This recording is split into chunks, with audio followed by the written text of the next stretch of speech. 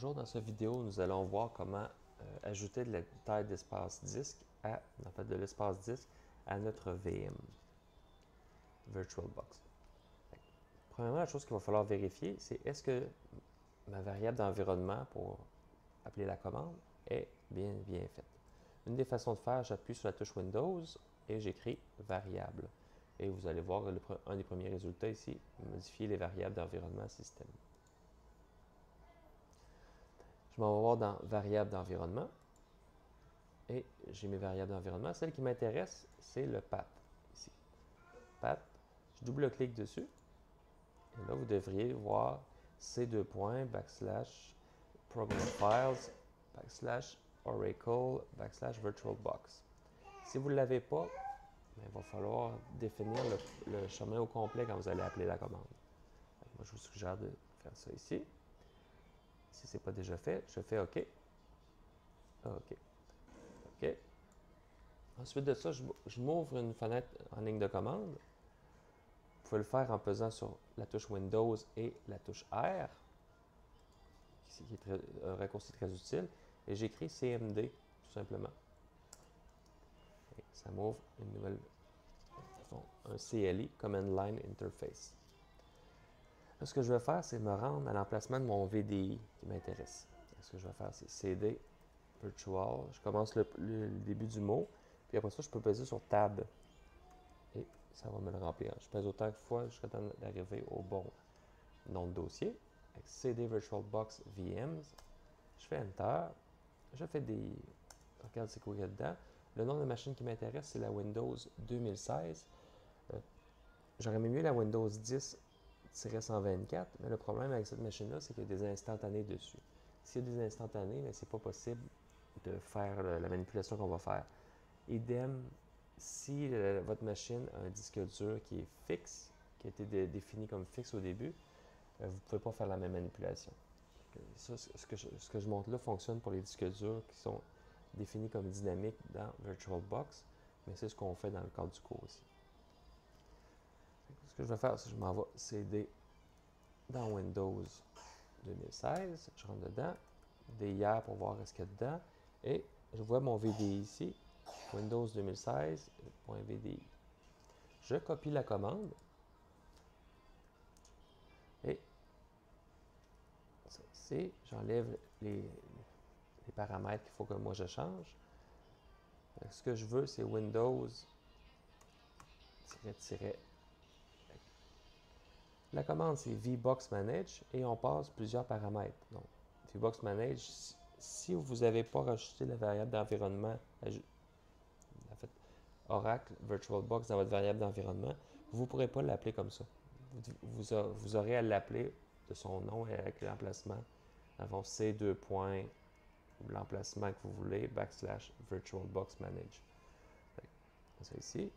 VirtualBox Manage, Modify HD. Je vais changer le disque dur. Mon fichier VDI. Et j'écris Resize ici. Et je vais passer la taille, la nouvelle taille en fait. C'est pas la taille que je vais ajouter, c'est la taille totale. Moi, ma machine avait 50 GB. C'est que là, ce que je vais faire, c'est que je vais mettre 60 GB, ce qui correspond à 60 000 mégaoctets. Je fais entrer. Et c'est fait. Et c'est tout ce qu'on a à faire du côté de notre machine hôte. Passons à la machine VM.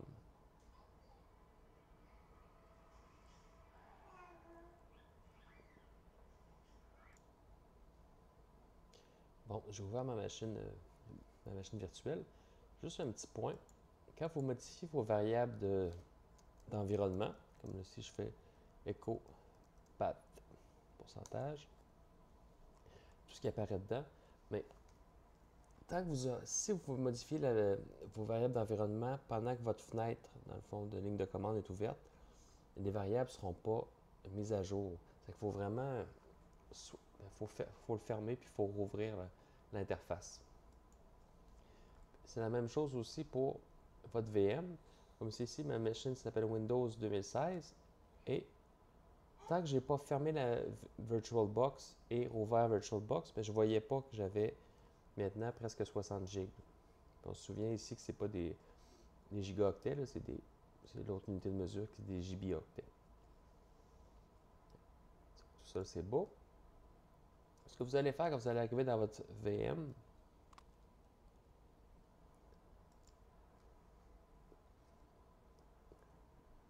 vous allez ouvrir en fait le gestionnaire de gestion des disques.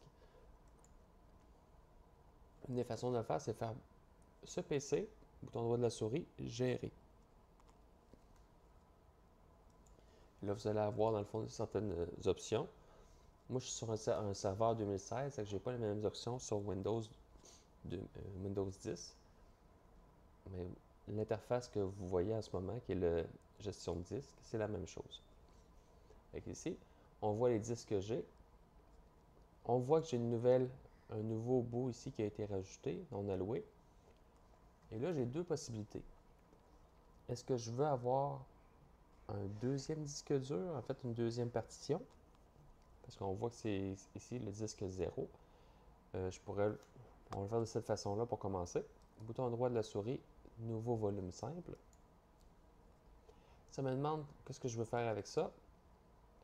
Quelle grosseur que je veux. Je pourrais le mettre en plus petite partie. Je peux le tester même d'ailleurs là. Devant vous.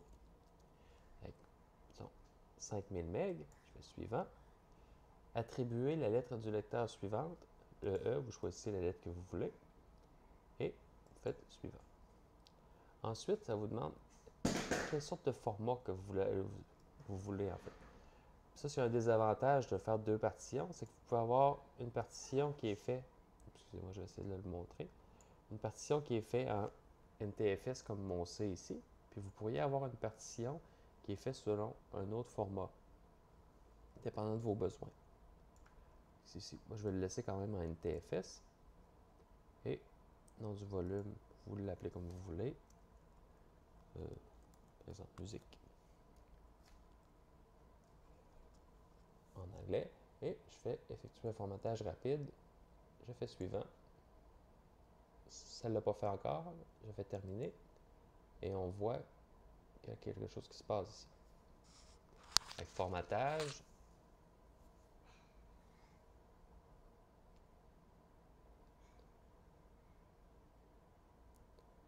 maintenant, j'ai un E et j'ai un C. Donc, je peux mettre mes données séparément dans le fond, là. Soit pour des raisons de sécurité ou autre. Comme je vous ai dit tout à l'heure, dans le fond, le type de fichier, de format. Ici, deuxième possibilité, c'est que si je voudrais prendre le C puis seulement l'agrandir, parce que ça se peut aussi, si c'est un disque sur lequel, par exemple, il y a une application que je veux installer puis j'ai pas assez d'espace, ça ne me servira pas à grand chose d'avoir deux partitions. Il faut vraiment que je l'installe sur une partition. Ce que je peux faire, c'est que je clique sur mon C, bouton droit de la souris. Non, j'aurais pas l'option. Je vais supprimer ici. Parce que je peux étendre la partition si je veux ici et aller chercher l'information. Ce qu'on fait, c'est bouton droit de la souris, étendre le volume. Puis ce que ça va faire, c'est que ça va prendre la partition actuelle, la dernière qui est dans la liste, et ça va concaténer en fait l'autre partition ici. Mais c'est pas possible de le faire en sautant une partition ici. Si je passe de C puis je vais aller chercher le 4.88 gigaoctets non alloué, ça ne fonctionne pas. Il faut vraiment prévoir qu'est-ce qu'on veut faire. Ce que je vais faire, c'est que je vais supprimer le volume. La suppression, faites attention, on peut supprimer des données dessus. Je fais oui. Fait que maintenant, j'ai encore le 9.67 gigaoctets qui est non alloué. Là, ce que je fais, je prends mon C et je vais faire étendre le volume. Là, ça me dit de combien que je veux l'étendre. J'aurais pu dire juste 5. Je fais suivant, terminé. Celle-là étendue, puis là, je pourrais revenir et faire mon E si j'en avais besoin. Avec nouveau volume simple, je fais mon E.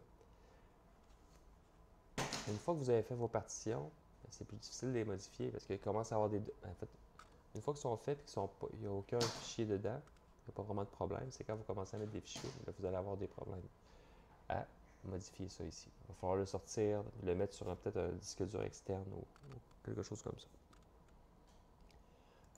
C'est ce qu'on voulait faire. J'ai agrandi mon disque dur, mon C. Juste se souvenir que tout ça, c'est virtuel. Dans le fond. Il n'y a pas vraiment de disque dur pour la machine, la VM, puis même chose pour le CD-ROM. Tout ça, c'est des choses qui sont virtuelles. C'est virtualisé grâce à VirtualBox. Là.